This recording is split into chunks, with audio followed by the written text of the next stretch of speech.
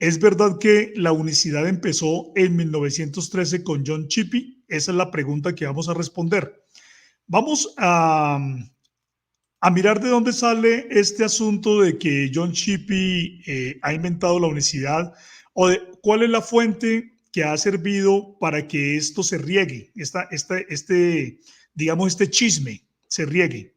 ¿Cuál es la fuente principal en el idioma español? Porque, ¿por qué lo llamo un chisme? Porque no es algo real, no es algo verdadero.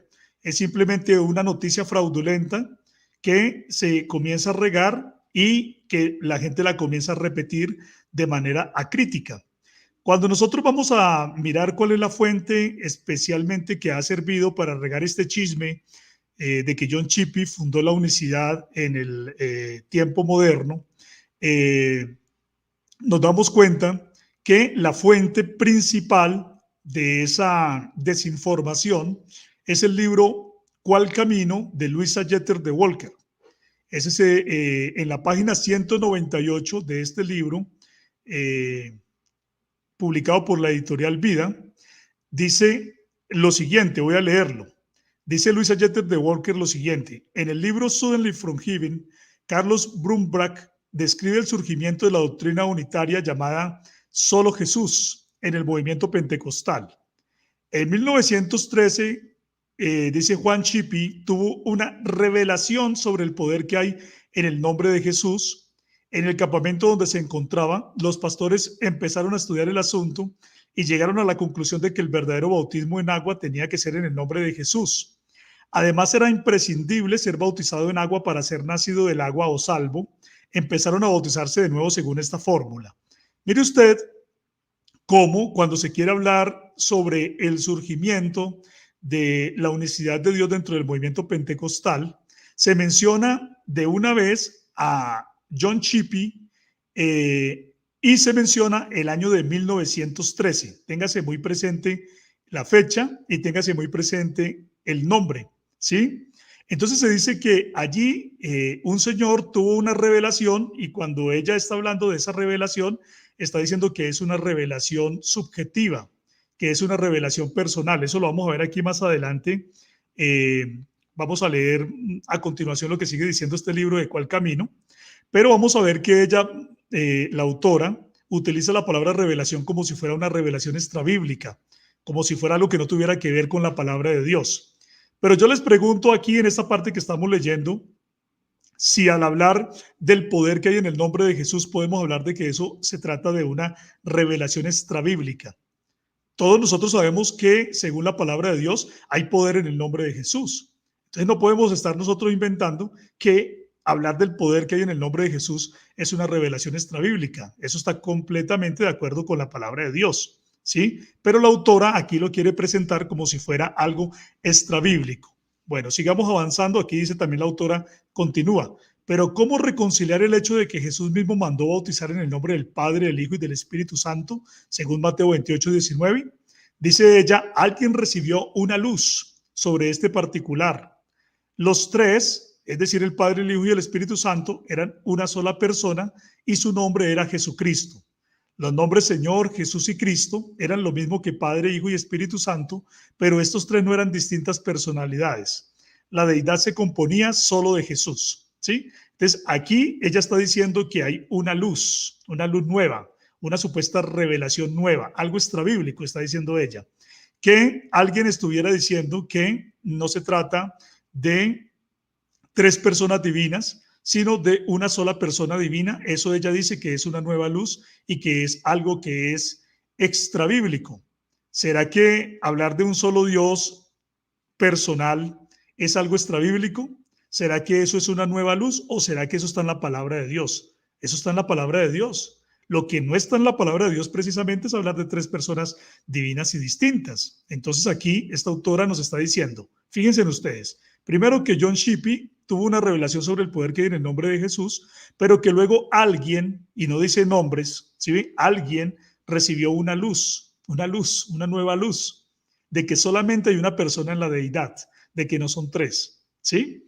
Bueno, muy bien. Entonces termina diciendo Louisa Jeter de Walker, ahí en su libro, dice, las congregaciones que ponen la revelación particular al mismo nivel con la Biblia, están a la merced de cualquier error.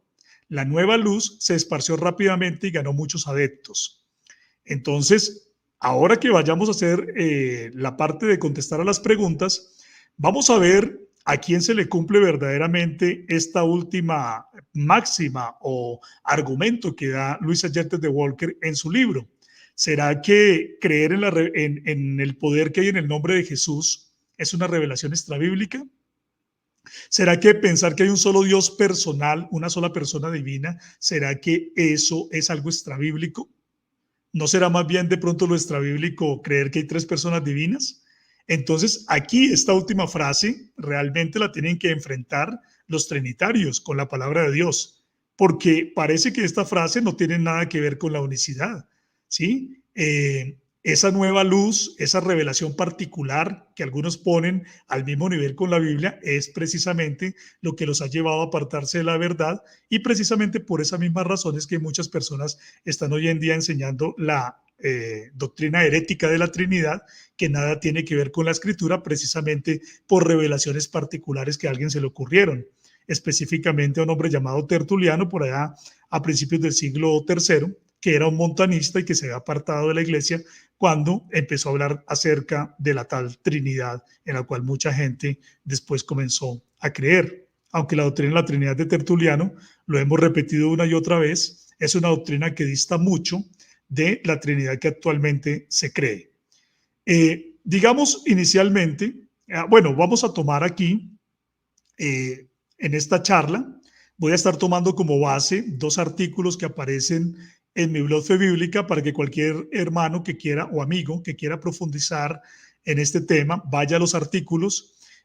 Lo que nosotros tenemos para decir en un tiempo como estos, en un video, siempre es limitado, pero en los artículos hay mucha más información, y en mi blog Fe Bíblica ustedes pueden encontrar lo que yo voy a estar hablando a través de estos artículos. Uno se llama El Movimiento de Reavivamiento Pentecostal, que ha sido escrito por el hermano David Bernard y que ha sido tomado del capítulo número 1 del libro Historia de la Doctrina Cristiana, volumen 3, y también voy a estar citando algunas partes del capítulo número 3 de ese mismo libro, Historia de la Doctrina Cristiana, que se llama La controversia del nombre de Jesús en el movimiento de reavivamiento pentecostal. Entonces, básicamente, en estos dos artículos que están publicados en mi blog Fe Bíblica, voy a estar tomando la información que voy a estar compartiendo en esta hora para que cualquiera que quiera profundizar vaya a mi blog y allá pueda encontrar esa información y pueda profundizar. Bueno, cuando nosotros estamos hablando acerca del movimiento de reavivamiento pentecostal, como lo hemos dicho, tenemos que hablar que el movimiento de reavivamiento pentecostal fue un movimiento restauracionista, un movimiento donde el movimiento pentecostal siempre desde sus inicios pensó que la iglesia había caído en un letargo doctrinal, en un letargo espiritual, y que la iglesia necesitaba un reavivamiento en estos días finales. Por lo tanto, el movimiento de reavivamiento pentecostal fue un movimiento que comenzó con la lectura de la palabra de Dios y de tratar de buscar las verdades que ellos consideraban que se habían perdido. Uno de los grandes descubrimientos que hizo el movimiento pentecostal fue encontrar entonces que en Hechos de los Apóstoles se hablaba acerca del bautismo del Espíritu Santo. Pero quisiera decir aquí inicialmente, cuando se habla de John Shippey, que poco se sabe de John Shippey. Poco se sabe de este personaje, John Shippey. Lo único que sabemos es que él fue pastor o apareció reportado como un pastor de las asambleas pentecostales del mundo en el año 1919.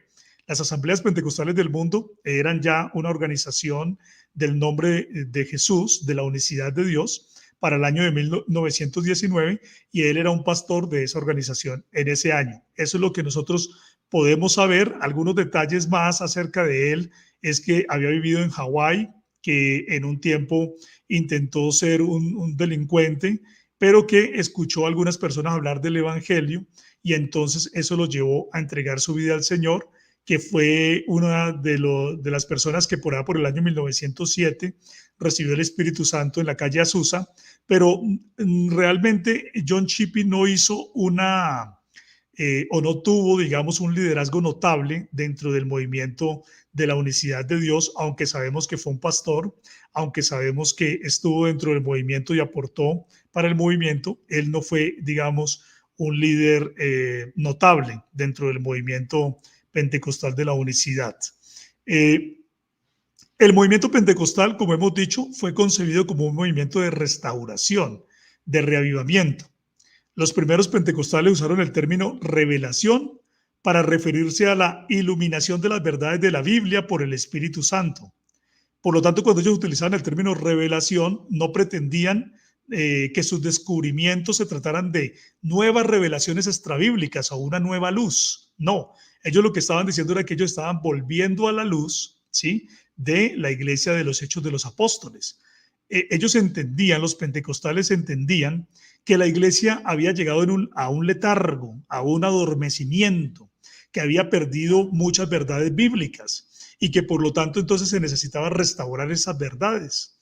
Inclusive se dice que el movimiento pentecostal comenzó en un instituto bíblico en Topeka, Kansas, con Charles Parham, que era el profesor, y muchos estudiantes que se preocuparon por estudiar el libro de los Hechos de manera juiciosa, y ellos se dieron cuenta de una cosa impresionante en el libro de los Hechos, y era que se hablaba del bautismo del Espíritu Santo, del don del Espíritu Santo.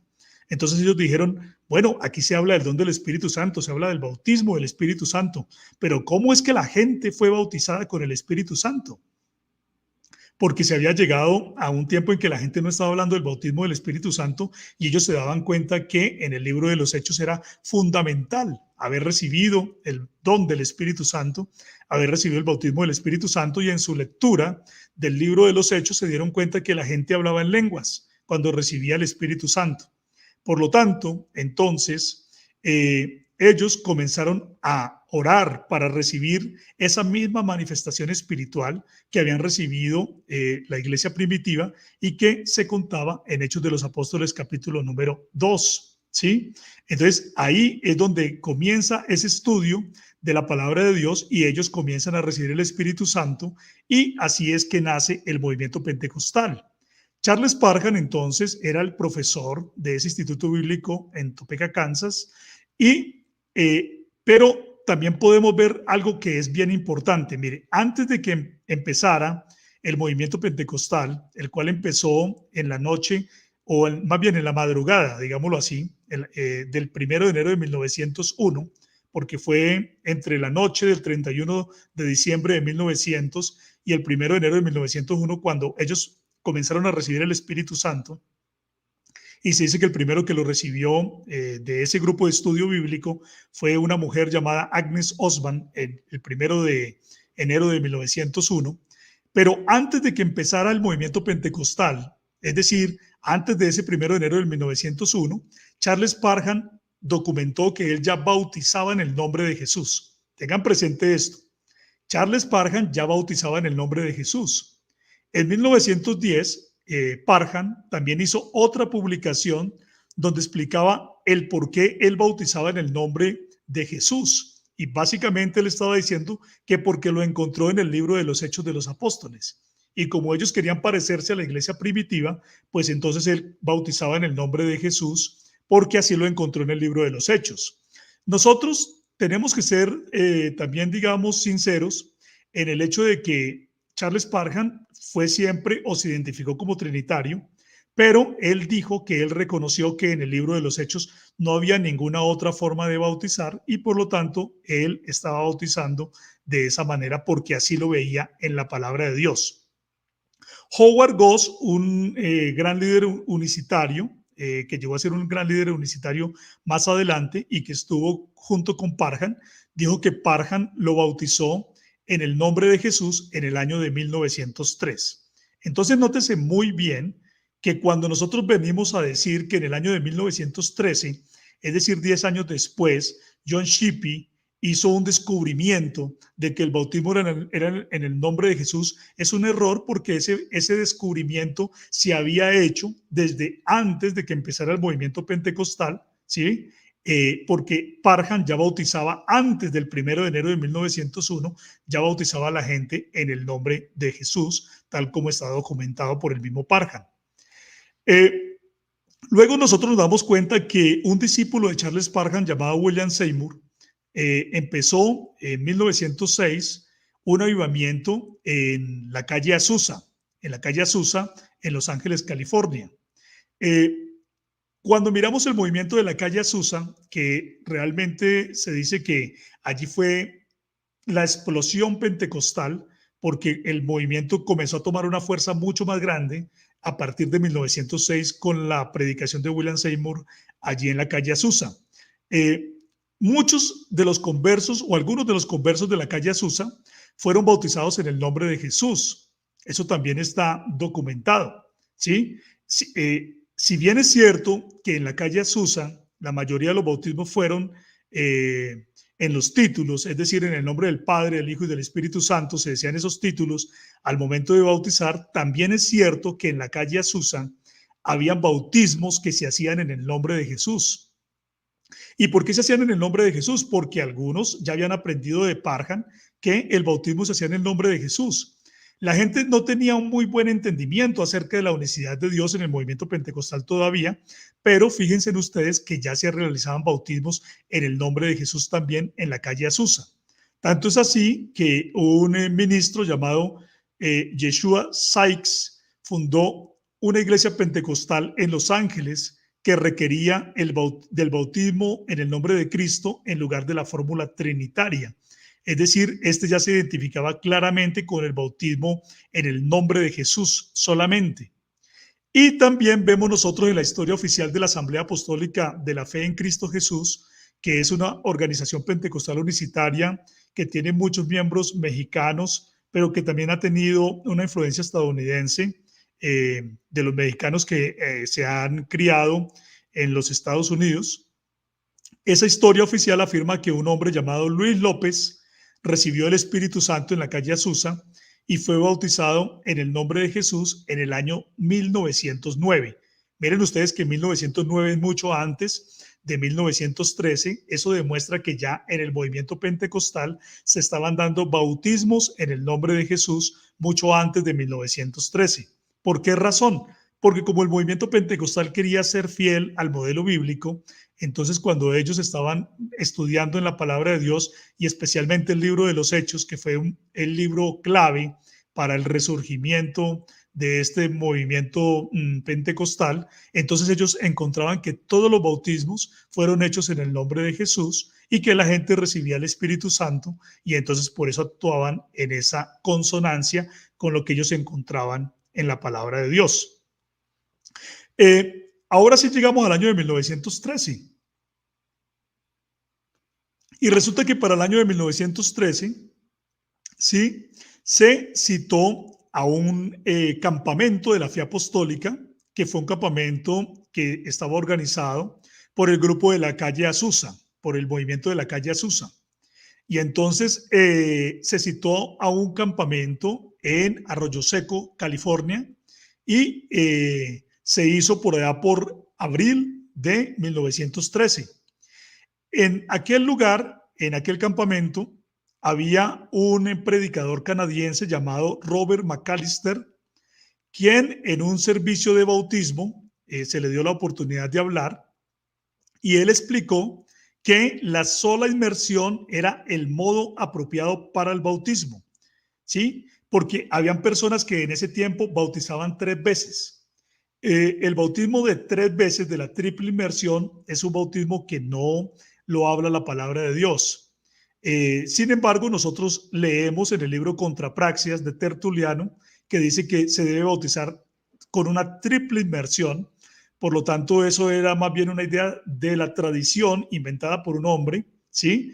Pero McAllister, leyendo lo que decía la palabra de Dios, él explicó que solamente debía hacerse una inmersión, porque eso era lo que él encontraba en el libro de los Hechos. Entonces, la prueba que él demostró para eso fue mostrar el libro de los Hechos de los Apóstoles, porque parece que también en el movimiento pentecostal había gente que estaba haciendo 3 inmersiones al momento de bautizar. Y él dijo, no, de acuerdo con el libro de los Hechos, solamente es una inmersión. Y él dijo, los apóstoles bautizaron en el nombre del Señor Jesucristo. Ellos nunca bautizaron utilizando las palabras Padre, Hijo y Espíritu Santo como lo requiere la triple inmersión. Eso lo dijo Robert McAllister en ese momento, ¿sí? Él era un pastor influyente al que se le dio la oportunidad de hablar, y él habló de acuerdo con lo que leía en el libro de los Hechos de los Apóstoles. Entonces, cuando McAllister dijo esas palabras, dice que un gran silencio invadió a todos los que estaban presentes, como que eso los llevó a una sorpresa y a una reflexión, a una interiorización de lo que se estaba diciendo. Se dice que inmediatamente un misionero que era misionero en la China fue y le dijo a McAllister que por favor no predicara ese mensaje, porque eso lo iba a relacionar con el ministro Sykes, que estaba enseñando ya lo mismo, exigiendo que la gente solamente se bautizara en el nombre del Señor Jesús, y parece que Sykes no estaba juntamente con ellos, y entonces eso le molestaba a ese ministro que estaba de misionero en la China.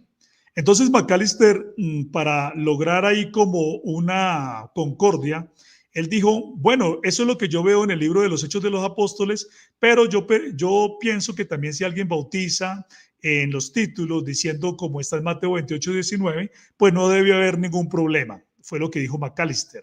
Sin embargo, el mensaje que él dio, ¿sí?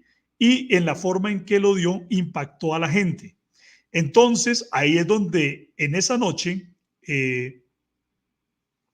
uno de los asistentes al campamento a ese campamento de abril de 1913, que era John Shippey, uno de los asistentes, el mensaje que McAllister predicó lo inspiró tanto que él se pasó toda la noche en oración, ¿sí? Entonces él se la pasó orando, pidiéndole a Dios que le diera revelación de por qué se encontraba que todos los bautismos en el libro de los Hechos de los Apóstoles eran en el nombre de Jesús, y él pasó una noche de vigilia, una noche de oración. Temprano, a la mañana siguiente, él comenzó a correr por el campamento gritando que había recibido una revelación del poder del nombre de Jesús, ¿sí? La revelación del poder del nombre de Jesús, de la que hablaba Louisa Jeter de Walker. Entonces, él recibió una revelación del poder que hay en el nombre de Jesús. Yo les pregunto, ¿hay poder en el nombre de Jesús o no lo hay? Hablar de que hay poder en el nombre de Jesús es una revelación extrabíblica. No, es una revelación que uno encuentra al leer el libro de los Hechos de los Apóstoles y al leer toda la palabra de Dios. Entonces él salió gritando por el campamento, salió corriendo y gritando, y bastantes de los asistentes al campamento fueron enormemente estremecidos cuando Shippey explicó fervientemente su comprensión recién descubierta. Es decir, la comprensión recién descubierta era que había poder en el nombre de Jesús y que por lo tanto los bautismos debían hacerse en el nombre de Jesús. Pero cuando nosotros miramos, y ya lo hemos comprobado, él no fue el primero que descubrió esto. Ya lo había descubierto Charles Parham, quien bautizaba a la gente antes de que empezara el movimiento pentecostal, ya los bautizaba en el nombre de Jesús. Ya se habían también realizado bautismos en la calle Azusa en el nombre de Jesús, y por eso McAllister también había descubierto lo mismo. Es que fíjense en ustedes, como el movimiento pentecostal se constituyó como un movimiento de restauración. Por lo tanto, al leer la palabra de Dios, y a ellos les interesaba ir a la escritura, cualquiera leyendo el libro de los Hechos de los Apóstoles se da cuenta que los bautismos se realizaron en el nombre de Jesús. No se necesita ser un mago para eso. Es decir, una persona se da cuenta. Ahora, que no quiera obedecer al mensaje que lee ya es diferente, pero que cualquiera se puede dar cuenta que el bautismo, según los Hechos de los Apóstoles, todos los bautismos se realizaron en el nombre de Jesús, eso es evidente, cualquiera lo puede ver. Entonces, ese fue el papel de John Shippey en ese momento. Muy bien, pero miren que John Shippey no fundó el movimiento de la unicidad ni pentecostal ni nada de eso, simplemente habló de que hay poder en el nombre de Jesús y no fue más. O sea que llamar a John Shippey el fundador del movimiento de la unicidad es simplemente un atrevimiento y es un desconocimiento histórico. Entonces cualquier persona que se atreva a decir semejante tontería histórica, semejante aberración histórica, está demostrando simplemente su ignorancia, ¿sí? Y por eso tiene que saber realmente cuál fue el rol de John Shippey en todo esto. Muy bien, entonces, una vez terminado el campamento de Arroyo Seco, California, en 1913, en abril, hubo otro hombre que era Howard, Frank Howard, este señor que estamos mostrando acá, que él había venido estudiando también el tema acerca del bautismo en el nombre de Jesús. Él ya lo había venido estudiando desde tiempo atrás y también había venido estudiando acerca de la deidad de Cristo, de que Cristo es Dios y el Dios Todopoderoso, y venía inquieto con una cantidad de temas que había venido estudiando, pero que él todavía no tenía un buen conocimiento. Al escuchar a Macalister hablar esa enseñanza al momento de los bautismos, de que Macalister dijo que los bautismos debían ser en una sola inmersión y en el nombre de Jesús, entonces Howard invitó a Macalister a la casa de él y le dijo, vamos a charlar acerca de este tema, estudiemos más este asunto, que este asunto me interesa, comencemos a prepararnos y a mirar, tengamos unos diálogos, porque es interesante poder profundizar en esta verdad que usted acaba de hablar, que encontró en la palabra de Dios. Y así entonces Macalister con Howard estuvieron durante mucho tiempo estudiando la palabra de Dios, varios días, varios meses, y luego incluyeron en sus estudios a otro hombre llamado Glynn Cook, que también comenzó a estudiar con ellos este asunto. Entonces, Macalister, dentro de ese estudio, esos diálogos que ellos hicieron, Macalister sugirió que las palabras Señor, Jesús y Cristo representaban respectivamente a las palabras Padre, Hijo y Espíritu Santo, y que por lo tanto, cuando los apóstoles bautizaron en el nombre del Señor Jesucristo, cumplieron con Mateo 28, 19, y así él explicaba la relación que veía entre Mateo 28, 19 y Hechos 2:38 y todos los demás textos del libro de los Hechos, porque él entendía que la palabra de Dios no se puede contradecir. Aquí ellos estaban descubriendo hasta ahora que los bautismos en la Biblia y los bautismos de acuerdo con el modelo bíblico se deben hacer en el nombre de Jesús, pero fíjense ustedes que ellos todavía no habían llegado a un conocimiento claro de la unicidad de Dios. Solamente habían descubierto que el bautismo era en el nombre de Jesús, pero eso ya lo habían descubierto otros antes de ellos dentro del movimiento pentecostal. Es decir, no se puede decir que ellos hayan sido los primeros que descubrieron esto, sino que ya otra gente lo había descubierto dentro del movimiento pentecostal, y por eso ya desde antes de ellos, desde antes de 1913, incluso el mismo Charles Parham ya bautizaba en el nombre de Jesús, y también en el movimiento de la calle Azusa ya había gente que había sido bautizada en el nombre de Jesús. En algún tiempo Macalister tuvo que salir de los Estados Unidos porque pues él era canadiense, y entonces se encontró con Franklin Small, quien también era un ministro en el Canadá, y le compartió los mismos descubrimientos que él había hecho acerca del bautismo en el nombre de Jesús, y por lo tanto este hombre comenzó también a enseñar esa verdad en todo el movimiento pentecostal canadiense. Entonces Macalister y Small comenzaron también a influir en los hermanos del Canadá, mientras que Howard y Cook, entonces ellos comenzaron a influenciar a algunos hermanos en los Estados Unidos. Ahora, en noviembre de 1913, recordemos que el campamento de Arroyo Seco, California, fue en abril de 1913, donde por primera vez Macalister predicó ese mensaje, donde decía que él había encontrado que todos los bautismos eran en el nombre de Jesús. Entonces, unos meses después, porque el campamento fue en abril, ahora en noviembre de 1913, en la 8ª Convención Pentecostal Anual en Winnipeg, en el Canadá, Macalister predicó el primer sermón sobre el uso exclusivo del nombre de Jesús en el bautismo en agua. Es decir, él ya se sintió un poco más tranquilo, de acuerdo a lo que él había venido estudiando, de acuerdo a los descubrimientos que había hecho, de acuerdo a los diálogos que había tenido con Howard y con Cook. Entonces, él predicó en Canadá. Aquí me confundí con este nombre porque este no es Glynn Cook, sino Small, Franklin Small, es este hombre.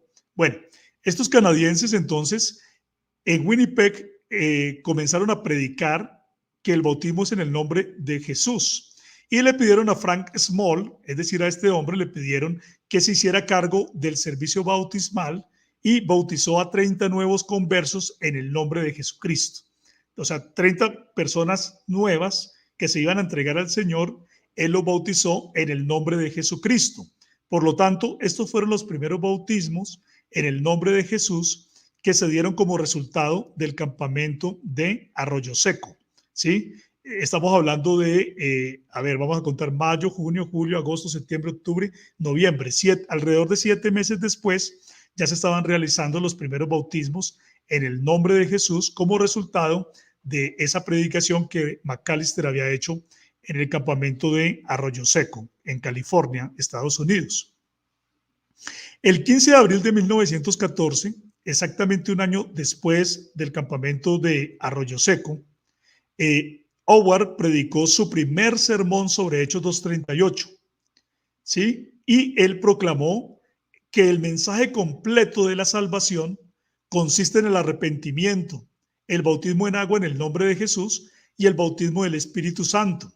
Y asoció el bautismo en el nombre de Jesús con la unicidad de Dios en Cristo. Fíjense en ustedes. Vamos a preguntarnos, ¿será que Howard estaba hablando acerca de algo que él se estaba inventando? Una revelación extrabíblica que él apareció diciendo, nadie la había predicado antes y yo soy el que aparezco por primera vez predicando esto como hace un líder sectario, como el que aparece con una nueva luz o con una nueva revelación aparentemente. No, él simplemente estaba leyendo Hechos 2:38, ¿sí? Y al leer Hechos 2:38, entonces él habló lo que Hechos 2:38 enseña, que el mensaje completo de la salvación consiste en arrepentirse, bautizarse en el nombre de Jesús y recibir el bautismo del Espíritu Santo. ¿Por qué lo hizo? Porque recuerden que las personas le preguntaron a Pedro y a los demás apóstoles, varones hermanos, ¿qué haremos? ¿Sí? ¿Qué haremos? Entonces Pedro les dijo, arrepentíos y bautícese cada uno de vosotros en el nombre de Jesucristo para el perdón de los pecados y recibiréis el don del Espíritu Santo. Esa fue la respuesta sincera de Pedro ante la pregunta de las personas de qué tenían que hacer para ser salvos. Por lo tanto, Howard estaba predicando lo que él encontró en la palabra de Dios. Él entonces asoció, no solamente Howard aquí habló solamente de que el plan de salvación era lo que se encontraba en Hechos 2:38, sino que además él asoció entonces ese mensaje del bautismo en el nombre de Jesús con la unicidad de Dios en Cristo, ¿sí? Luego, fíjense ustedes aquí algo, Howard bautizó a Cook en el nombre de Jesucristo, pero Cook ya era un ministro de la palabra de Dios.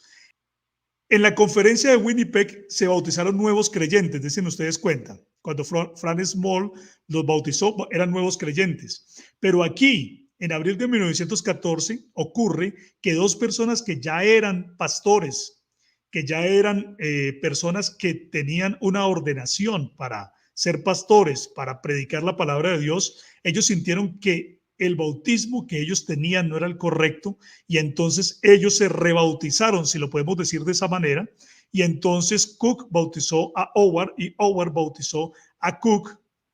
Y esta acción de rebautizar por primera vez en el nombre de Jesucristo fue el paso decisivo en el inicio de la unicidad pentecostal como un movimiento distinto, ¿sí?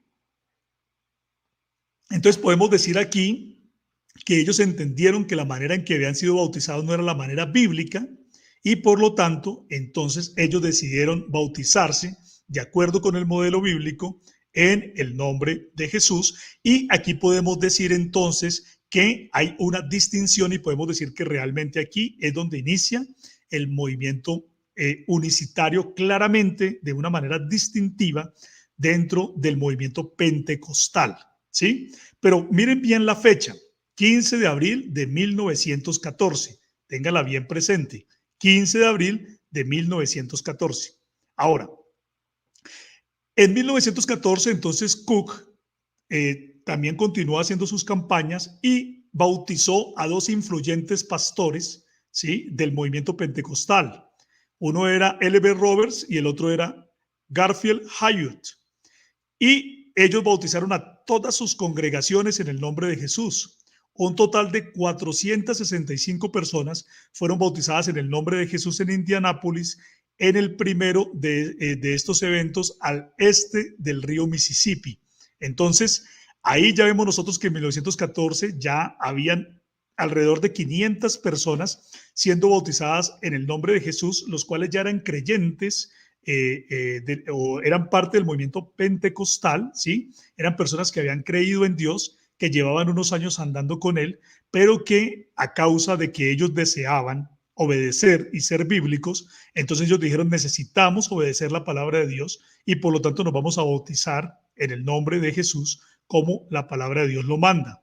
Este hombre, G.T. Hayot, el ministro Hayot, fue un hombre muy influyente en el inicio del movimiento pentecostal unicitario. Vamos a seguir adelante entonces acá y miremos entonces que por el 14 de abril de 1914, la gente que era parte del movimiento pentecostal sintió que debía asociarse, sintió que debía formar una organización que estuviera algo más formalmente establecida que lo que era el movimiento de la calle Azusa, donde si bien es cierto tenían a un líder carismático como William Seymour, ellos no estaban completamente organizados porque incluso el movimiento de la calle Azusa no creía que ellos debían establecerse como una organización ante un gobierno, sino que simplemente ellos debían dejar que Dios actuara y ya. Pero algunos líderes y hermanos del movimiento pentecostal sintieron que necesitaban organizarse y formalizarse ante el gobierno de los Estados Unidos y ellos entonces decidieron formar una organización la cual fue llamada las Asambleas de Dios. Esa organización fue fundada en abril de 1914 en Jones Peak, Arkansas. Miren que abril de 1914 fue también la misma fecha en que Howard y Cook, ellos se rebautizaron, ¿cierto? En el nombre de Jesús. Esta conferencia de las Asambleas de Dios terminó un día antes de que Howard y Cook se rebautizaran entre sí, ¿sí?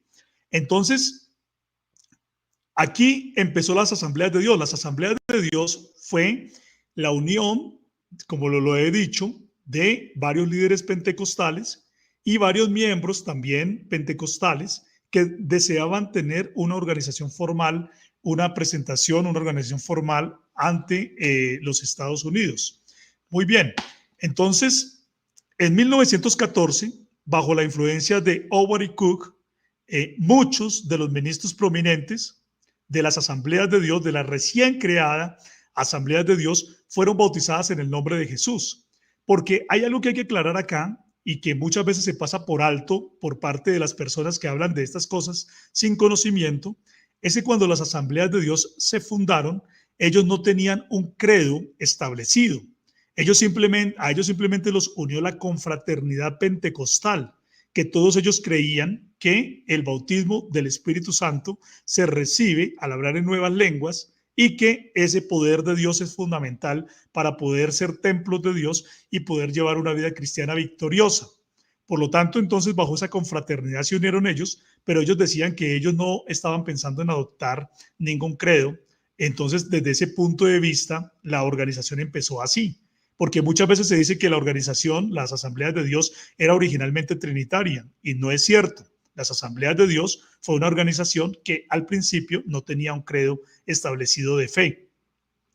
Y como recién se había dado ese rebautismo entre estos dos líderes influyentes, Howard y Cook, entonces ellos también comenzaron a impactar a otros ministros prominentes y a sus iglesias, los cuales también fueron bautizados en el nombre de Jesús en 1914, recién fundada las Asambleas de Dios. Y miren ustedes que estamos hablando de que las Asambleas de Dios fueron en abril de 1914, ahí recién fundadas las Asambleas de Dios, ya mucha gente comenzó a ser bautizada en el nombre de Jesús, inclusive líderes influyentes ya de las Asambleas de Dios.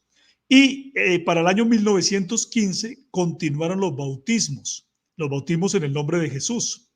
Pero ahí comenzó entonces por primera vez a haber un debate en las asambleas de Dios, al interior de las asambleas de Dios, por el asunto de la deidad. Porque cuando se estaba bautizando en el nombre de Jesús, la gente también se estaba bautizando en el nombre de Jesús y estaba entendiendo la unicidad de Dios. Algunos de los que se bautizaron en el nombre de Jesús no entendían la unicidad de Dios, simplemente se bautizaron en el nombre de Jesús porque así lo decía la Biblia, pero ellos no entendían la unicidad de Dios ni la aceptaban, pero sí aceptaban el bautismo en el nombre de Jesús. Sin embargo, otros muchos sí se bautizaban en el nombre de Jesús y aceptaban también la unicidad de Dios. Entonces, para el año de 1915, personas dentro del movimiento pentecostal que tenían una clara visión trinitaria, entonces disgustados con el crecimiento asombroso que estaba teniendo el movimiento de la unicidad dentro del movimiento pentecostal, citaron a un debate y dijeron que se tenía que hablar acerca de este asunto. ¿Cuál era la posición que iba a adoptar las asambleas de Dios con relación al bautismo y con relación a la deidad? ¿Qué era lo que iban a adoptar? Entonces se dio un debate donde el mayor exponente del lado de la unicidad de Dios fue el ministro G.T. Hayut, Garfield Hayut, y entonces al haberse dado este debate, la conferencia de octubre de 1915 decidió que no se podía concluir sobre cuál fórmula bautismal era aceptable, pues ellos necesitaban más tiempo para orar y para estudiar el tema. Eso fue lo que se decidió, ¿sí? En esa conferencia de 1915. ¿Sí? Dijeron, no vamos a tomar ninguna decisión, vamos a estudiar este asunto mejor, vamos a orar, vamos a estudiar el tema. Sin embargo, durante ese tiempo que llevó o que iba a llevar a la conferencia del próximo año, que era en 1916, esos líderes trinitarios comenzaron a influir y a ganar los cargos de poder dentro de la dirección de las asambleas de Dios, dentro de esa organización. Al punto de que cuando llegó la conferencia en octubre de 1916, ¿sí? Ellos no permitieron ningún debate como habían quedado de acuerdo un año antes. Un año antes habían quedado de acuerdo en que no iban a tomar ninguna decisión, de que iban a orar, de que iban a ayunar, de que le iban a pedir a Dios, pero en la conferencia del año siguiente, octubre de 1916, no se dio la oportunidad a ningún debate, sino que aquellos líderes que habían tomado el poder dentro de las asambleas de Dios, que eran trinitarios la mayoría, entonces llegaron con un credo trinitario y dijeron que eso era lo que tenía que creer las asambleas de Dios, que cuando ustedes miran 1916 estaba recientemente creada, porque las asambleas de Dios fueron creadas en 1914 y en 1916 ellos hasta ahora estaban estableciendo ese credo trinitario y entonces en aquella conferencia pues los líderes que creían en la unicidad de Dios se dieron cuenta que que ya no podían seguir perteneciendo a esa organización y por lo tanto entonces a partir de ese momento hubo una separación entre los pentecostales trinitarios y los pentecostales unicitarios, ¿sí? A partir de 1916. Y lo que se dice es que alrededor de una cuarta parte de los ministros en ese momento eran los que creían en la unicidad de Dios y por lo tanto entonces ellos se dieron cuenta que ya no podían seguir, renunciaron entonces a las asambleas de Dios y miraron entonces la manera en que ellos iban a hacer para organizarse. En el momento en que ellos se retiraron entonces de esa asamblea, se dice que el coro adentro comenzó a cantar que hay un Dios en tres personas, bendita Trinidad. Esa fue la forma en que los despidieron ese día de las asambleas de Dios. Y así entonces hemos llegado aquí a lo que traía para presentarles. Vamos a dejar entonces la oportunidad de dar respuestas a las preguntas del público para que la gente pueda preguntar.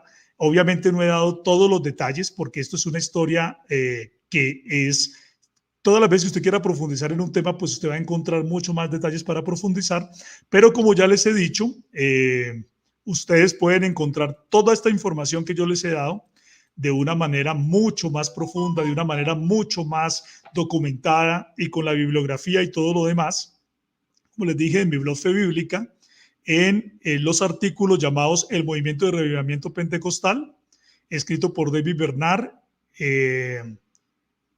libro Historia de la Doctrina Cristiana, capítulo 1, y también entonces el otro, que es el capítulo 3 del mismo libro, el capítulo número 3 del mismo libro, que se llama La controversia del nombre de Jesús en el movimiento de revivimiento pentecostal. Ahí ustedes pueden encontrar toda esta información que yo les di con mucho más detalle, con mucha más precisión y con mucho más datos para que puedan profundizar. Ahora sí, entonces estamos listos para responder a las preguntas de la audiencia. Ya entonces el hermano Alexander nos dirá cuáles son las que vamos a responder. Muchas gracias. Bueno, hermano, importante información hemos recibido todos el día de hoy. Invitamos a los hermanos que ya pueden comenzar a hacer sus preguntas y que los que quieran descargar esta información lo pueden hacer en el blog del hermano Fe Bíblica. Así lo hacen en el ordenador, Fe Bíblica, y allí lo encuentran. Mi hermano, ¿es verdad que nosotros los unicitarios negamos al Hijo de Dios? No, no es verdad que nosotros neguemos al Hijo de Dios. Jamás vamos a negar nosotros al Hijo de Dios, pero nosotros sí creemos en el Hijo de Dios como lo enseña la Escritura.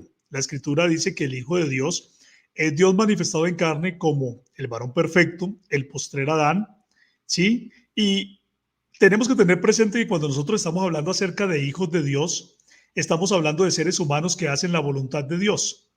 Por lo tanto, como desde Adán los seres humanos por causa del pecado se separaron de Dios y perdieron esa condición de hijos, entonces en Cristo Jesús vino el postrer Adán que recupera esa posición de hijos de Dios.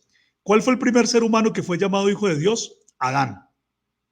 Por lo tanto, si Jesús es llamado el Hijo de Dios, es porque Él es el postrer Adán, el varón perfecto. Eso es lo que tenemos que entender cuando hablamos del Hijo de Dios. Por lo tanto, cualquiera que niegue que el Hijo de Dios es el postrer Adán, el varón perfecto, está en herejía. Por lo tanto, cualquiera que diga que el Hijo de Dios es un tal Dios el Hijo, ese sí está negando al Hijo de Dios y ese está, por supuesto, en una herejía y no se encuentra de acuerdo con la palabra de Dios. Entonces, aquí el punto es entender lo que la palabra de Dios enseña. Lo que sí es cierto es que nosotros negamos al Dios el Hijo. Si nos dicen, ¿ustedes niegan a Dios el Hijo? Sí, lo negamos. Negamos a Dios el Hijo porque Dios el Hijo es un falso Dios. No existe. La Biblia no habla de él. Pero no pueden acusarnos jamás de negar al Hijo de Dios porque nosotros creemos en el Hijo de Dios, en Cristo Jesús, el postrer Adán, el varón perfecto, el primogénito entre muchos hermanos. Fíjese que por eso se llama el Hijo de Dios, porque Él es el primogénito, el primero, el primer hijo, entre muchos más hermanos que son también hijos de Dios. Nosotros nunca jamás, téngase presente a toda la audiencia, nosotros nunca jamás podríamos ser hermanos de un tal Dios el Hijo, porque nosotros no somos dioses, pero nosotros sí podemos ser hermanos del Hijo de Dios, porque el Hijo de Dios es una referencia a la humanidad de nuestro Señor Jesucristo, que nació de la Virgen María. Entonces, nosotros creemos en el Hijo de Dios. Muy bien, adelante. Aquí hay otra pregunta, dice, ¿William Seymour era trinitario o creía en la unicidad? William Seymour, él fue trinitario. William Seymour, para cuando llega el momento en que el movimiento de la unicidad de Dios comienza a identificarse ya como un movimiento aparte, William Seymour se identifica como trinitario. Esa es una realidad. Pero, como lo he destacado, en el movimiento de la calle Azusa, mucha gente fue bautizada en el nombre de Jesús. Hay que tener presente que, si bien es cierto, el movimiento de la calle Azusa fue liderado por William Seymour, él no fue el único líder, él no hacía todo, él no podía hacerlo todo, pues porque él era un hombre y está limitado, como todos los hombres, necesitamos descansar, necesitamos ir a dormir, ¿cierto? Y el movimiento de la calle Azusa fue un movimiento muy dinámico. Se dice que hubo un momento en que llegó a haber culto las 24 horas, no cerraban las puertas, imagínense. Entonces él tenía que delegar funciones en varios líderes y se ve que algunos líderes estaban bautizando en el nombre de Jesús. Pero William Seymour fue un trinitario y se identificó como trinitario. Por lo menos así es lo que sabemos. ¿Podemos decir que el fundador de la unicidad entonces quién es? No, el fundador de la unicidad es Dios mismo, porque Dios mismo fue el que decidió manifestarse en carne, ¿sí? Y él mismo es el que dice muchas veces en la escritura que él es único. La palabra de Dios dice, yo soy único, y la palabra de Dios dice, yo mismo iré y lo salvaré. Entonces, el fundador de la unicidad es nuestro gran Dios y Salvador Jesucristo, no hay ningún otro. Tanto es así que cuando a nosotros nos llaman los solo Jesús, pues si bien es cierto que se intentó dar ese título de una manera despectiva, realmente nos hacen es un honor grande, viéndolo bien, ¿no? Nos hacen es un gran honor cuando nos dicen, ustedes son los solo Jesús, porque realmente nosotros ponemos toda nuestra confianza en el Señor Jesucristo y Él es verdaderamente nuestro Maestro y Fundador. Entonces, esa es la verdad, eso es lo que nosotros creemos, y el verdadero fundador de la unicidad, si lo quieren buscar, es el Señor Jesucristo. Realmente Él es el verdadero fundador. Como dijimos al principio, la gente que no quiere hacer caso a esta verdad no haya a qué líder inventar o a qué fundador inventar. Son tantas las versiones que hay del fundador de la unicidad de parte de nuestros detractores, ¿sí? Que definitivamente ellos andan en una equivocación y no andan que más, no hayan que más inventar. Pero la respuesta nosotros se las damos aquí a todos los detractores. El verdadero fundador de la unicidad es nuestro gran Dios y Salvador Jesucristo, el único y verdadero Dios que existe y que se manifestó en carne para venir a salvar. ¿Sí? Ustedes se dan cuenta que el rol de John Shippey es un rol realmente que, si bien es cierto, fue importante, no podemos decir que él es un fundador del movimiento. Eso, decir semejante cosa es realmente una tontería histórica. Decir que John Shippey fundó el movimiento de la unicidad es para reírse, es para totearse de la risa, ¿cierto?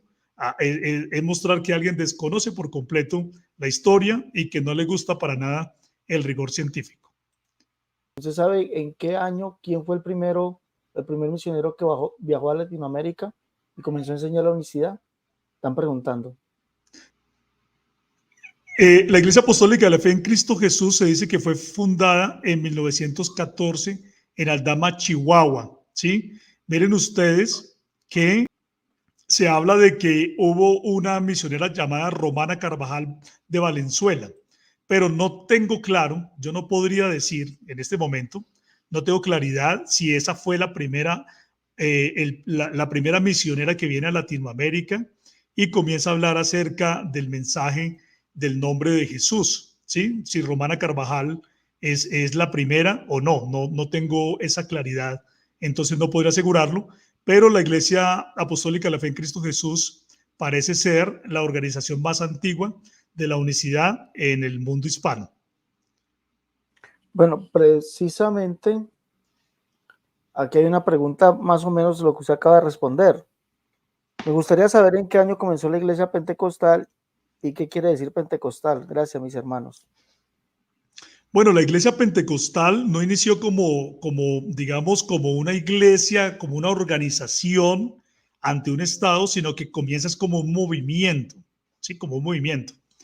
Nosotros lo explicamos que entre la noche del 31 de diciembre del año 1900 y el 1 de enero de 1901, la gente que estudiaba con Charles Parham en el Instituto Bíblico de Topeka, Kansas, que ya habían venido estudiando desde hace mucho tiempo el tema de que cómo era que la gente recibía el bautismo del Espíritu Santo y que se dieron cuenta que era hablar en nuevas lenguas, ellos entonces creyeron en esa verdad y dijeron, nosotros queremos ser bautizados con el Espíritu Santo como también la gente lo fue en el libro de los Hechos de los Apóstoles.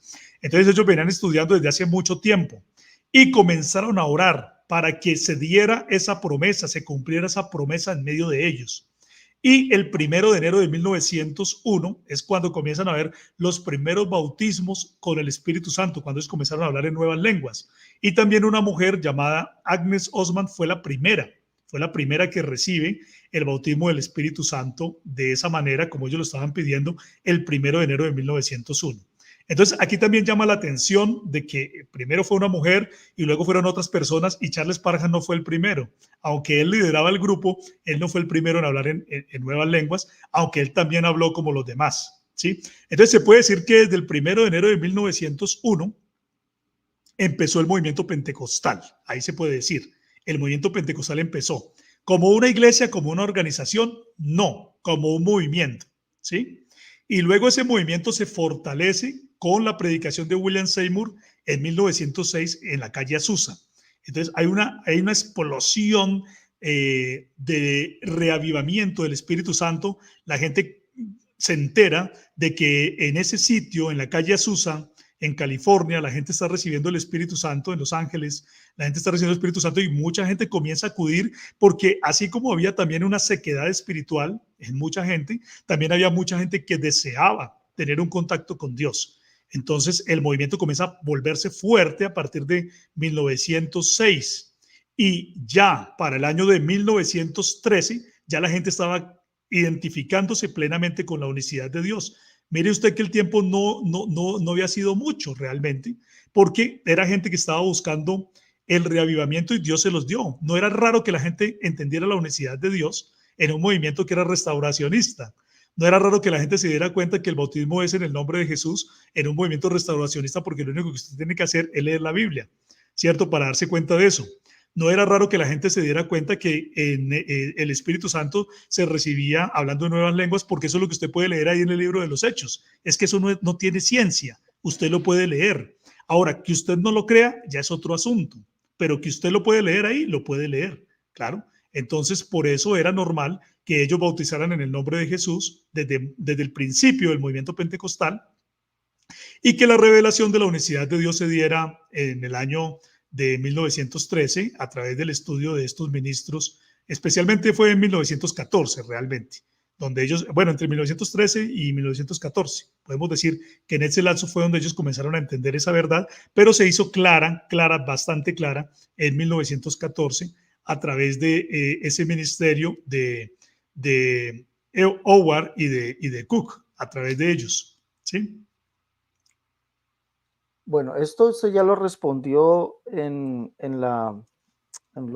intervención, pero alguien volvió a preguntar o quiere preguntar que en la calle Azusa si habían más trinitarios que unicitarios. Lo que pasa es que en la calle Azusa no había todavía la controversia no se había dado. Entonces usted no puede saber cuántas personas podían creer en la unicidad de Dios en ese momento, o cuántas personas eran trinitarias, porque el movimiento pentecostal cuando inició no se identificaba ni como trinitario ni como unicitario. Téngase eso presente. La controversia en el movimiento pentecostal se dio en el año de 1914, ni siquiera en 1914, porque ya lo hemos visto aquí, que en 1914 se fundaron las Asambleas de Dios y mucha gente se estaba bautizando en el nombre de Jesús, pero realmente la controversia empieza en 1915. O sea, en el año de 1915 es donde se comienzan a dar los debates de Trinidad y unicidad en el movimiento pentecostal, ¿sí? No antes, no se habían dado antes. ¿Y por qué se dan? Porque un grupo se identificó claramente con la unicidad de Dios. Mire, una de las cosas que yo he aprendido es la siguiente: hay mucha gente que hoy en día se identifica como trinitaria, pero ellos no son trinitarios, ellos realmente son unicitarios. Eso es lo que yo he descubierto. Hay mucha gente que cuando usted le pregunta sobre la Trinidad, y aunque ellos nominalmente van a iglesias trinitarias, ellos tienen más una posición de la unicidad que una posición de la Trinidad. Cuando usted les pregunta cómo explican la Trinidad en la que ellos creen, usted se da cuenta que ellos la explican en términos de la unicidad. Por lo tanto, uno lo que puede apreciar es que en el movimiento pentecostal, inicialmente, pudo haber habido mucha gente que tenía un entendimiento de la unicidad de Dios, pero no lo manifestaba porque es que no era ningún problema, esa controversia no se daba. Lo que unía a todos los creyentes en el movimiento pentecostal inicialmente era que todos querían hablar en lenguas. Ese era el propósito. El movimiento pentecostal nació porque la gente creyó que se recibía el Espíritu Santo hablando en lenguas, y que ese recibir el Espíritu Santo transformaba radicalmente la vida de las personas, ¿sí? Por eso es que hoy en día, cuando uno escucha que hay gente diciendo que el bautismo del Espíritu Santo no es necesario para la salvación, uno dice, bueno, pero ¿qué pentecostales son? ¿cierto? Porque el movimiento pentecostal nació, ¿sí? Con este deseo de recibir el Espíritu Santo y hablar en nuevas lenguas. Es decir, no se podía hablar de un pentecostal que no hablara en lenguas, porque ese era, digamos, lo que unía al movimiento pentecostal. Era la clave del movimiento pentecostal, ¿sí? Uno no se podía llamar pentecostal si no creía en la experiencia pentecostal. Sería algo contradictorio yo decir, yo soy pentecostal, pero yo no creo que la gente necesite hablar en lenguas. Es decir, eso era algo que para los primeros pentecostales hubiera sido completamente contradictorio, ¿sí? Entonces, eso los unía a ellos. Y ellos no estaban en esa controversia de la deidad. La controversia de la deidad se dio para el año 1915. Ahí se dio la controversia. Entonces, no podemos decir que en el movimiento de la calle Azusa, cuántas personas que eran trinitarias y qué porcentaje era unicitario, porque esa no era una controversia que se estaba dando entre ellos y por lo tanto no tenemos esa información porque no se daba esa controversia, no les interesaba ese asunto, ¿sí? Mire usted que había gente que bautizaba en el nombre de Jesús en la calle Azusa y nadie los molestó por eso, ¿sí? Y había otra gente que bautizaba en los títulos Padre, Hijo y Espíritu Santo y nadie los molestó por eso. Es decir, ellos en ese momento no se preocupaban por ese asunto, no era la controversia. Esa controversia se dio hasta 1915 en las asambleas de Dios. Ahí fue donde se dio, no antes. Entonces, téngase presente ese punto. Bueno, hermano Julio, le agradecemos a usted por su tiempo, por haberse tomado este tiempo y primeramente darnos la conferencia y segundo, responder las preguntas de los hermanos. Muchas gracias, mi hermano, por haber aceptado la invitación. Claro que sí, hermano Alexander, es un gusto. Dios le bendiga, hermano Julio, muchas gracias. Hasta la próxima, Amén. mis hermanos. Dios les guarde.